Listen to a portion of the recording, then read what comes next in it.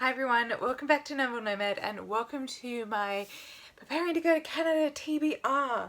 So I'll be travelling around Canada, mainly the BC and Alberta during August. I'm heading into a bit of September and I'll be reading a few Canadian books leading in and during my trip around Canada.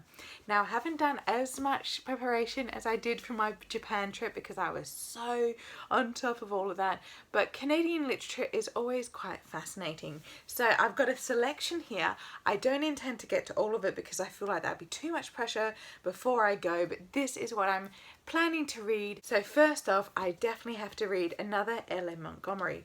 This one is called The Story Girl. I haven't read many of her standalone novels. I'm slowly getting into them, and what I love about this series is that it matches my Anne of Green Gables series that I bought when I was over in Canada last time, and it's actually by I think it's an associate or affiliate of Penguin Random House Canada, and is called Tundra Books, and it's just the most beautiful illustrations. But once again, Ella Montgomery is known for her Anne of Green Gables series. She wrote a lot of her fiction in the turn of the century going into the early 20th century, and most of it is set in Eastern Canada. Even though I won't be visiting that part, I still feel like I have to read an Ella Montgomery for a Canadian reading TBR.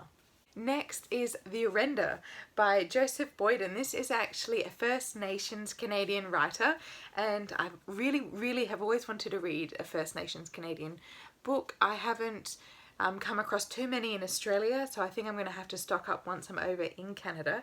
But what I really love about this book is that it's set in 1640s, and it is between two Native Canadian tribes, and I think it's going to be incredibly fascinating because it's going to be very different to what I've read with Australian Aboriginal fiction so far.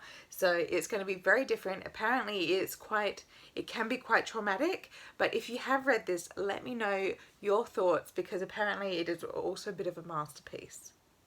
Next we have Essie Eugene. Now she wrote Washington Black, which I thoroughly enjoyed earlier this year, and this is her first book, The HalfBlood Blues. Now it was shortlisted for the Man Booker in 2011, and when that was happening I was over in Canada for the very first time, and where I was staying and studying, this was getting so much hype because Essie actually lives in Canada, and what I discovered, she actually lives in Victoria, or the region of Victoria where I was living at the time too. So I thought I would definitely have to give her earlier work a try. It is set during World War II Berlin, and it follows the black community within Germany during that time. Next, I decided to read a literary powerhouse of Canada, and that is definitely Margaret Atwood.